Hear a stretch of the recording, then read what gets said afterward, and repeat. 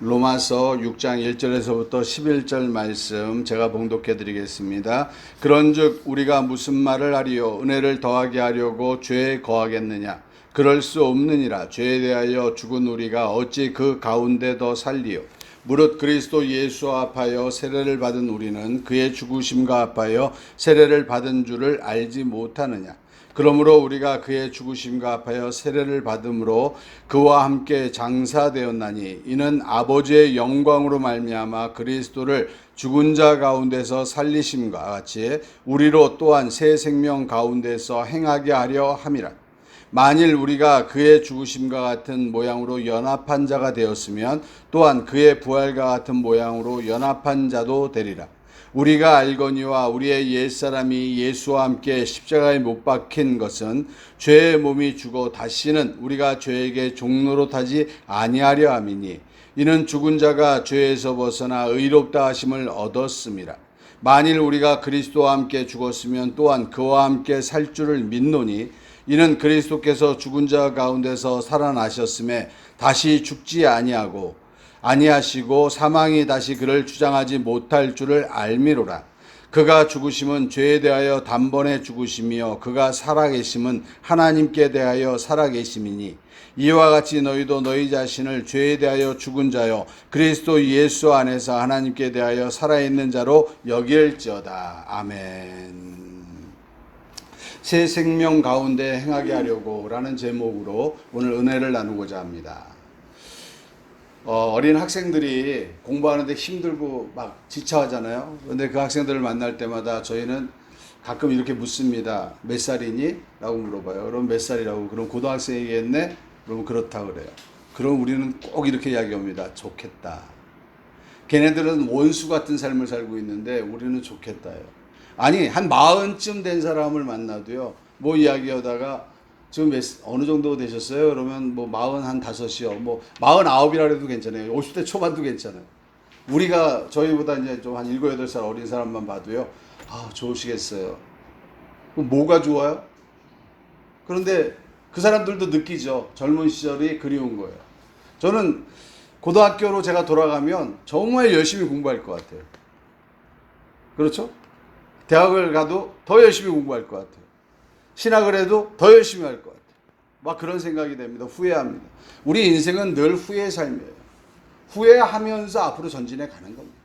늘 돌아보면 후회와 좌절과 슬픔이 있는 것이고요. 앞을 바라보면서 우리는 기쁨을 향하여 또 나아가는 것입니다. 그게 우리의 삶인 것 같아요.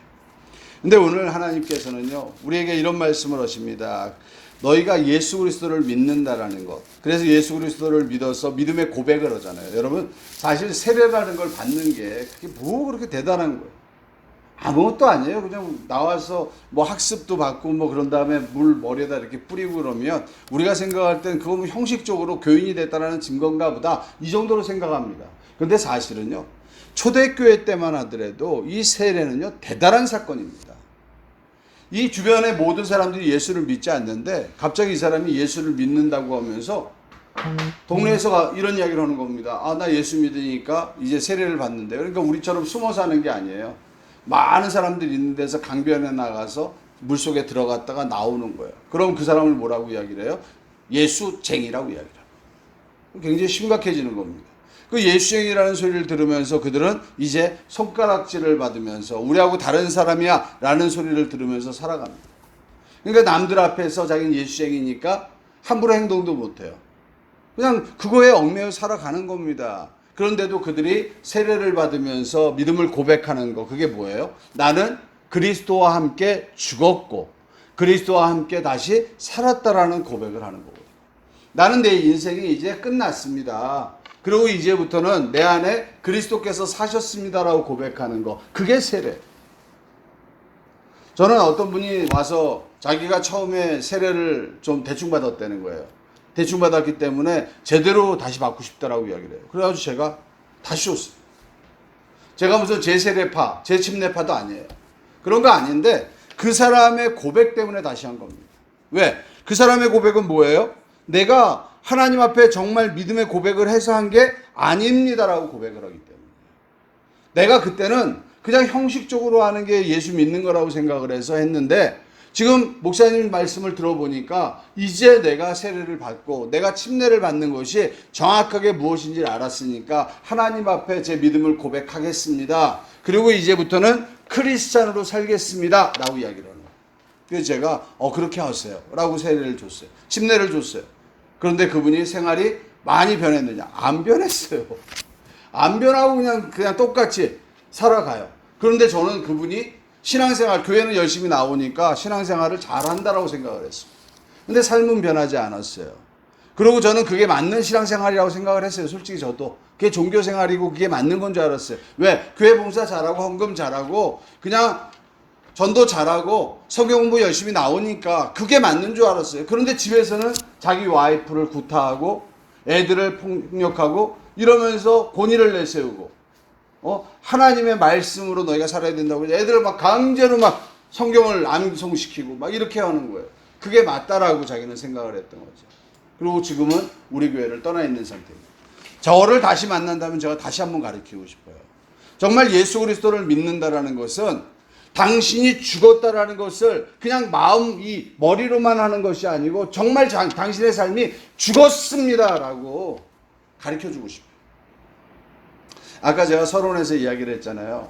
제가 고등학교 때로 돌아가면 열심히 공부하겠다고. 우리는 엄마 뱃속에 다시 들어갔다 나오지 않는 방법이 없어요. 고등학교로 돌아갈 수 없어요. 우리 예진이 지금 20살이지만 18로 돌아갈 수가 없네요. 조금 더 공부 열심히 했으면 더 좋은 학교 갈 수도 있었고 또 더 열심히 했으면 장학금 받을 수도 있었고 더 열심히 했으면 막 이랬을 텐데 안 돼. 근데 후회는 하지만은 내가 그 길로 갈 수 없다라는 거예요.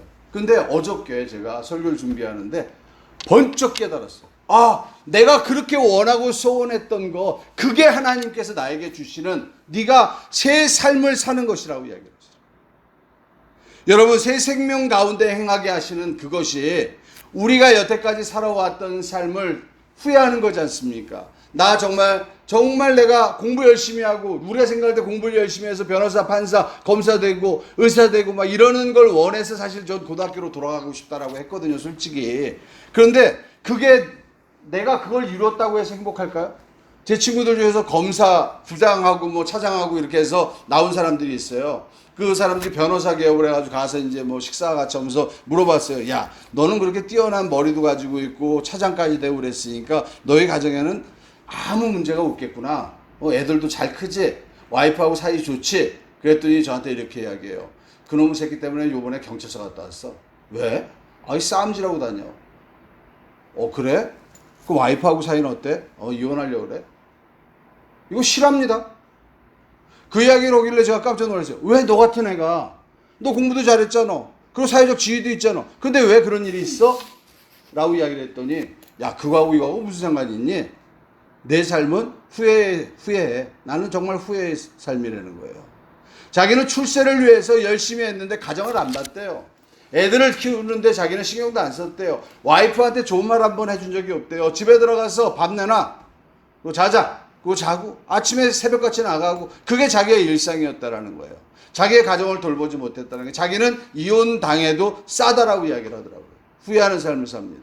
저는 그 사람을 보면서 우리 친구를 보면서 모든 사람은 다 후회하는 삶을 사는구나 라고 생각을 합니다. 요번에 북한 개성에서 뭐 하나 터뜨렸잖아요. 참 대단한 애들이에요. 정말 대단한 사람들입니다. 그런데 저는 요번에 문재인 대통령의 얼굴을 봤어요. 사실은 문재인 대통령이 지금 국민들한테 인기가 있는 건요.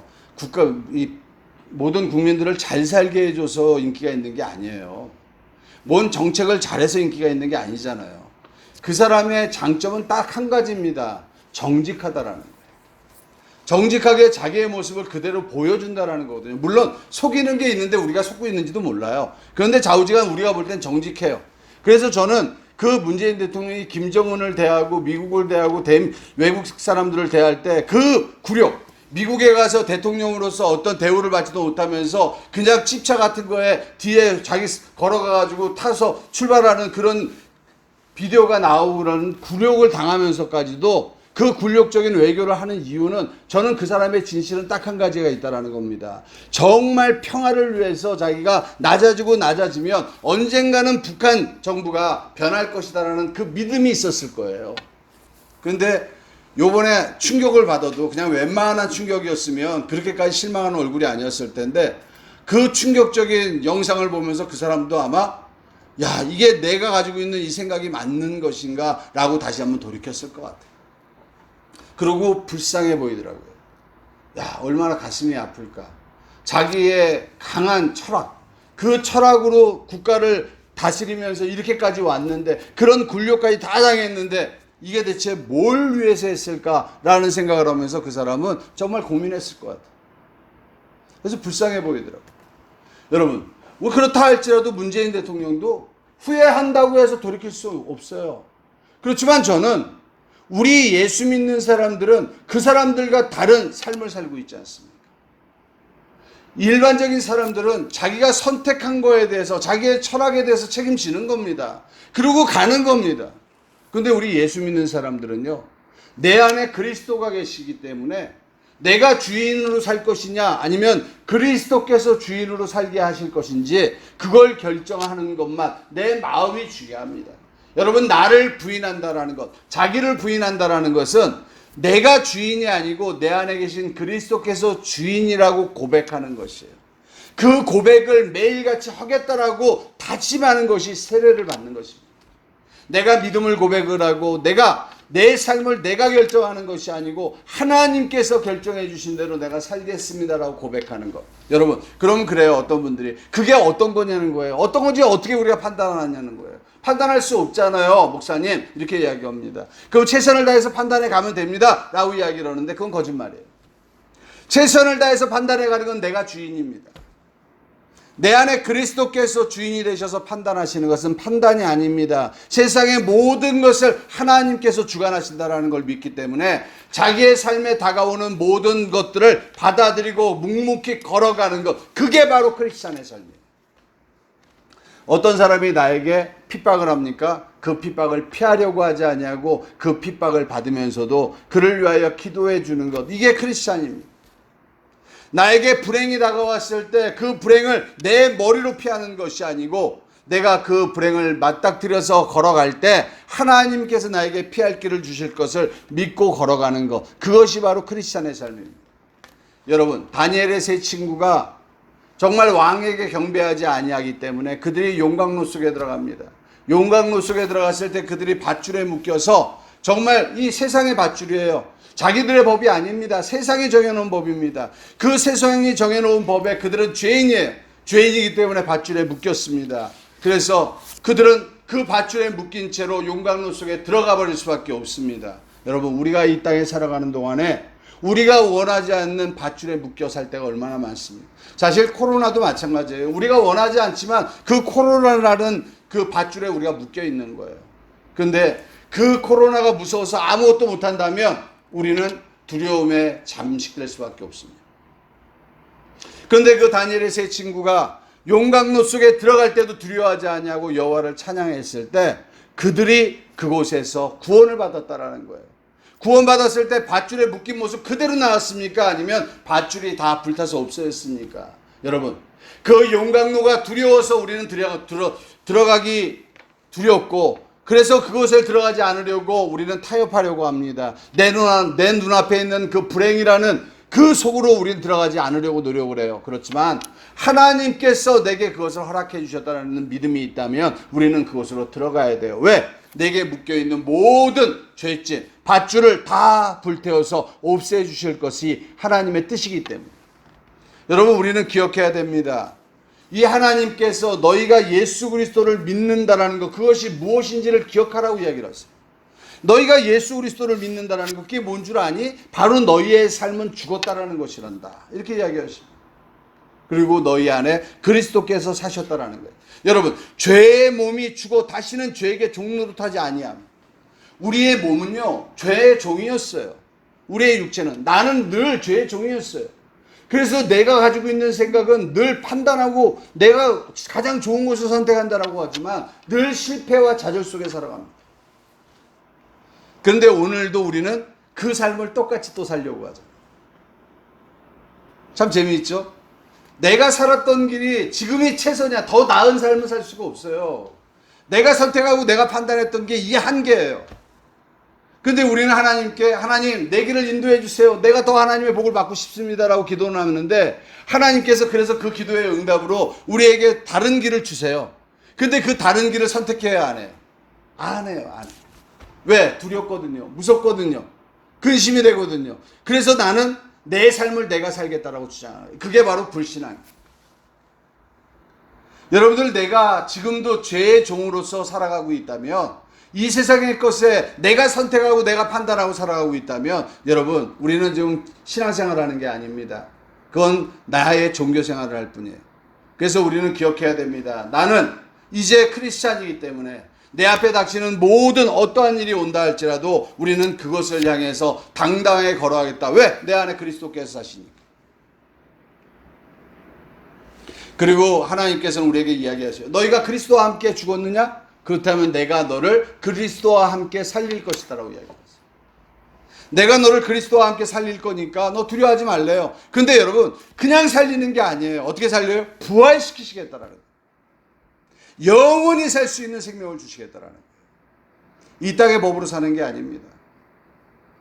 제가 아는 어느 목사님이 저한테 그런 이야기를 하세요.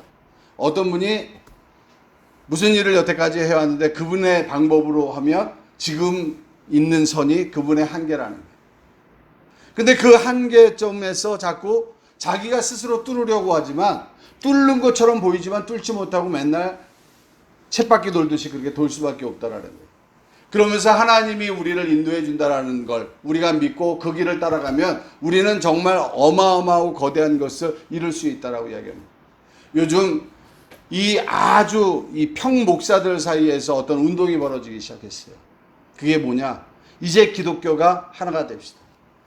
뭐 교단을 합치자 뭐 이런 이야기가 아닙니다. 교단 총회장들끼리 모아서 맨날 모여가지고 회의해봐야 자기들 자리 다툼만 하는 거예요. 요번에 뭐 부활절 행사하는데 누가 설교할 거고 누가 축도할 거고 누가 사회 볼 거고 누가 대표기도 할 거고 그러면 대표기도 할 사람은 얼마 낼래? 대표기도는 1,000만 원, 설교하는 사람이 1억 뭐 얼마 해가지고 다 합쳐지니까 5억 정도 되니까 그거로 요번 행사를 치릅니다. 이게 기독교계의 모습이에요. 그런데 젊은 목사들로 또 깨어있는 목사들로 운동이 벌어집니다. 자기가 속해 있는 교단의 교리를 바꾸자라는 게 아닙니다. 우리가 정말 내 욕심과 내 모든 것을 내려놓고 우리 기독교가 서로 화합하고 싸우지 말고 서로 다투지 말고 정말 교회들끼리 다툰 여러분 어떤 분이 교회를 건축할 거에 대해서 고민을 해요. 그랬더니 제가 어느 목사님한테 제가 건축했다가 부도가 나봤기 때문에 알잖아요. 그래서 제가 이야기했어요. 목사님 건축하지 마세요. 건축해봐야 그 교인들끼리 10년 20년 후에는 재산 싸움합니다. 교회는 눈에 보이는 건물이 교회가 아닙니다.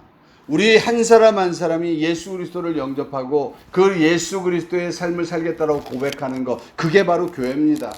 그러니까 그냥 목사님 건축하는데 2, 3년 걸리죠. 또 그거 빚 갚는데 한 10년 걸리죠. 그러면서 당신의 남은 인생을 다 거기다 쏟아붓지 마시고 그냥 복음 전하는데 전하세요. 라고 했더니 내 옆에 있던 목사님이 똑같이 저하고 말씀을 했어요.